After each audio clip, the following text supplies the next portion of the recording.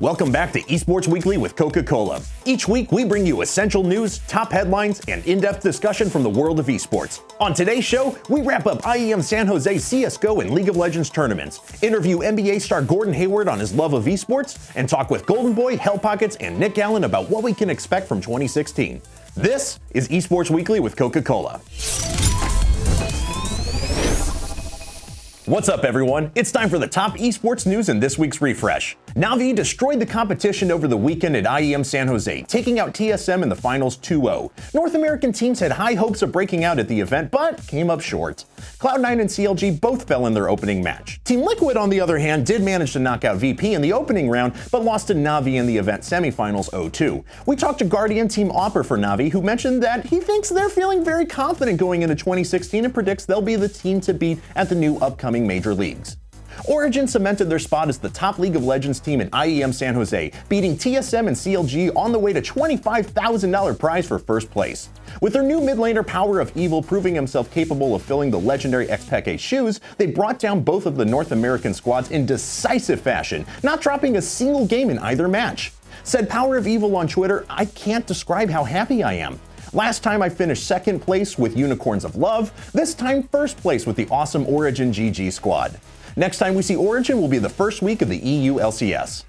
Team OG shocked the world when they defeated EG and Team Secret in consecutive series to win the Frankfurt Dota 2 major, taking home $1.1 million for first. After going 1-2 in their groups, OG fought through the lower bracket and took 7 sets in a row to win the event. OG player Big Daddy No Tail commented on Twitter, quote, "I feel so blessed. Thanks for everyone who made this possible. I am so lucky to have met the guys I'm playing with now. Thanks, everyone." The next Dota 2 major has been set for Shanghai in March.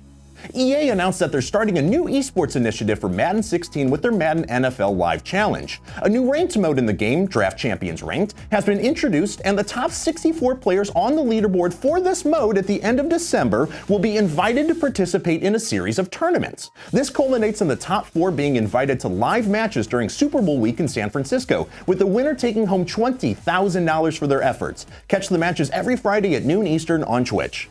That wraps up our refresh this week. Hit us up on Twitter at #esportsweekly to let us know what you thought of the stories. What's up, everyone? I'm Kevin Naki, joined once again by Alex Golden Boy Mendez, our special guest host this week. And I love esports, man. And I think it's immediately evident to anyone who's involved in esports the sheer amount of skill and dedication necessary to be a top-level esports pro. And some people like to knock on that skill and dedication. Yep. We've talked about it a few times, but Colin Cowherd, before he left ESPN, said if he were ever forced to cover video games, that he would leave the network, you know? Yeah, well, good thing for us, you know, we got people like Gordon Hayward who are on our side, the star player for the Utah Jazz, who also happens to be a big esports fan, and he actually believes that it takes the same amount of skill and dedication to succeed in esports as it does to succeed in the NBA, which is awesome. Huge shout outs to Gordon, he's awesome. So actually we had a chance to sit down with him and talk a little bit about his thoughts and the parallels between competing in esports as well as traditional sports. So why don't you guys go ahead and take a look? All right, ladies and gentlemen, I'm Kevin Naki here for Esports Weekly with Coca-Cola, and today we have a very special interview. We're joined by Gordon Hayward from the Utah Jazz. Gordon, how are you doing today, man? I'm doing just fine. Thanks for having me on. Awesome. Well, glad to have you. And it was about 4 years ago, almost exactly, that I believe you signed your soul over to an exclusive deal with the IGN Pro League and became a professional esports gamer. How has that career been working out for you? Well, I think I had a good run there in my first tournament, and definitely a lot of fun, but it seems like time has flown by. It's already 5 years since then, so time flies. How did you get involved in esports? What is it that appealed to you ultimately about it? Yeah, so I think I got involved into esports kind of naturally, just being a competitive person. I was always into video games. It was something that I did for fun, you know, in my free time growing up. You know, I started with regular Nintendo, and kind of just, as you know, video games and technology grew up, so did I. And I was really into Halo when I was in high school, and some buddies and me, we went to some tournaments, and that's kind of how I started into the esports scene. And just kind of then, once I got to college, kind of went to the StarCraft, and after that, and League of Legends, and now I'm just kind of involved in all of it. And I love the competitive side of it, and it's pretty cool, the production that all of these games have with the commentators. And to me, it really is like watching a sport. I mean, it's pretty incredible what they can do now. You've said in the past that the skills that transfer over from traditional sports to pro gaming are communication, especially being able to work with your team. Do you think, though, that it is as difficult to become a very top-level esports pro like an LCS contender as it is to make it into the world of professional athletics conventionally?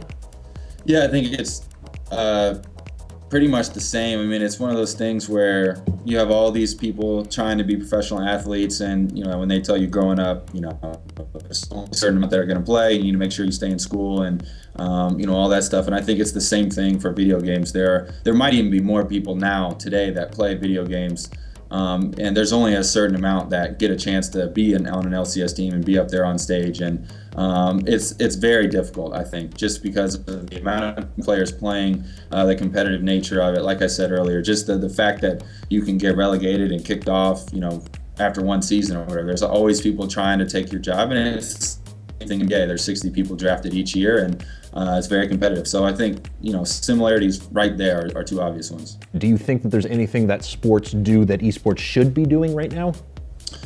I think one thing that kind of sticks out to me as a difference right now is kind of like like franchising systems. Like, I play for the Utah Jazz, and the Utah Jazz have been around for, my whole life. And you have different teams, Chicago Bulls, same thing with football. Everybody they have these leagues, but then they have these franchises that are there, and that have been there, and that kind of gives people a team to root for their whole life. This is what I watched growing up. This is, these are the players that were there back then, et cetera, et cetera. And I think that's something that esports doesn't necessarily have right now, and that's probably just the nature of how esports works, giving everybody a chance to come up and play and win and compete.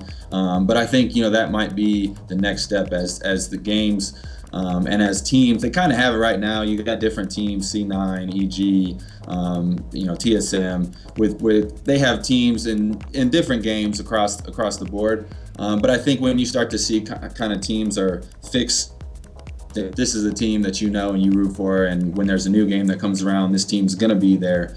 It'll start to catch up and kind of be more similar to real traditional sports. Over the weekend, we were at IEM San Jose covering the League of Legends and Counter-Strike Global Offensive tournaments there. I had a chance to sit down with everyone's favorite players and casters, and even a few of you, the fans. That's right, guys. So we wanted to give you a quick look at everything that took place while we were there. So we put together a video for you. Why don't you go ahead and take a look. So in 3 words or less, why are you an esports fan? I'm going to say all the teamwork. It's really diverse. North American Hope. All the costumes that you can make. There's no cliques, I guess you could say. Hi, Vinay. Hi, Tommy. You're an old school Brood War fan, though. Can I have a small hug on camera? Thank you. I love you. Let's hug it out right here. So who are you supporting this week, and who's your favorite team and why? Liquid right now. TSM because Bay Life. I don't have a favorite team. I just enjoy League.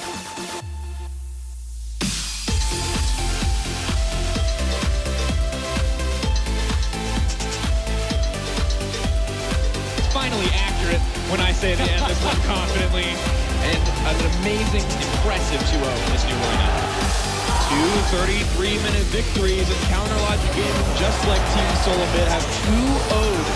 Free just not able to do anything, and there's the opening frag. Nothing going for the free fire. He's gonna find the headshot on Cajun, and they could very well be doing it. Songas takes out the Vines. It's falling apart. TSM though, Kerrigan's not done. 3 kills for him, holding it. He hears him stomping around on the other side there, and he's actually gonna go point blank, and now the 1v1. Is it actually happening?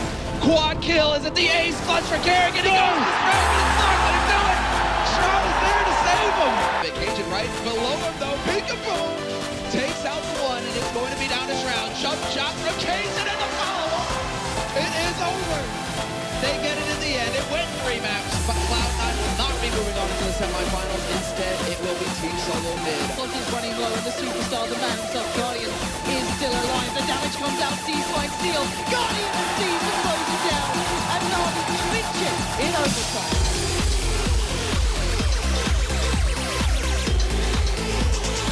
Coming in from mid-air. Kadar do it. He's chopping away at the Nexus. Half health. Oh, they stopped him. Overtime presses away. Can he get it? Oh, he got it. He got the Nexus. CLE takes game one.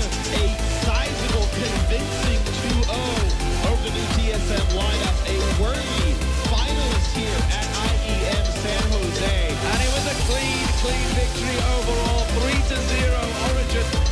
Just didn't drop a single map today. The champions of Intel Extreme Masters, San Jose. How are they going to approach this one? It all comes down to this moment. Could be the double play that is not. Flaming controls it, and the map goes towards Navi. It's all on device 1 versus 2. Behind the squad, trying to get sprayed down, and Navi going to make it 16-8 here. Ladies and gentlemen, give it up for your champions, Navi. So as the major events of 2015 come to a close, we wanted to take a look forward to 2016, a big year for esports, and honestly what I expect will be the biggest year for esports, period, on record. Yeah. And we're going to be returning to TV. We have CSGO events that are going to be all over the place. There's purported to be over $1 billion that's going to be poured into the scene from VCs. So we wanted to take a look at a few experts in esports, bring them on the show, and see what they thought about the year of 2016 would herald for our sport.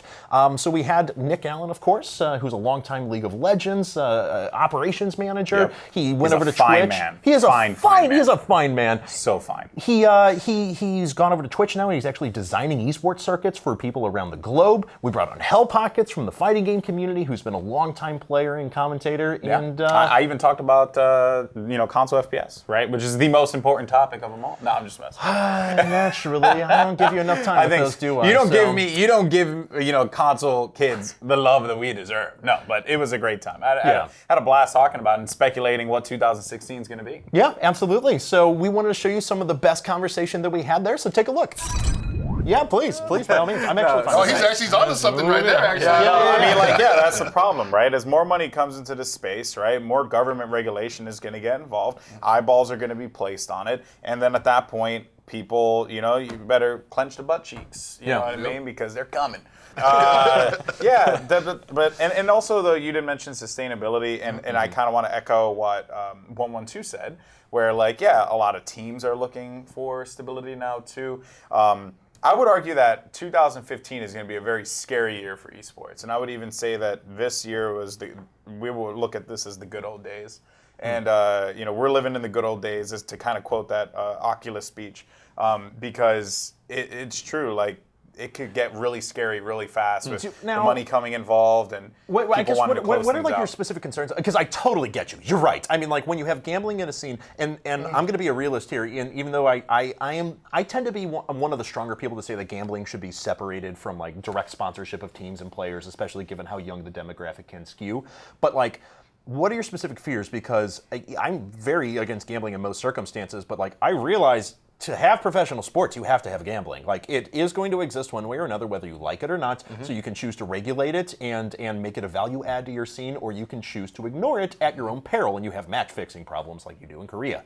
What are you like? Are you worried about the regulation coming in? Are you worried about people getting involved in gambling? Or? Well, there's that portion to it, right, that exists. But then you had mentioned the VCs, right? Yeah. So a lot of those guys are going to come in and they're going to see dollar signs potentially because it's a young demographic. It hits the range, the sweet spot of what everyone wants to hit. What is it, 18 to 34 or something like that, right? Everyone wants to hit that demo, and then they may not make the money. Right, and they may not see the return in investment. And then, similar to the way that we had the great video game depression of the 80s, early 90s, you could realistically see that happen with esports. Right, everything is doing great. There's talk shows being generated. There's money coming into the space. There's everyone's trying to formalize this thing, and no one knows how to do it, and then all gone.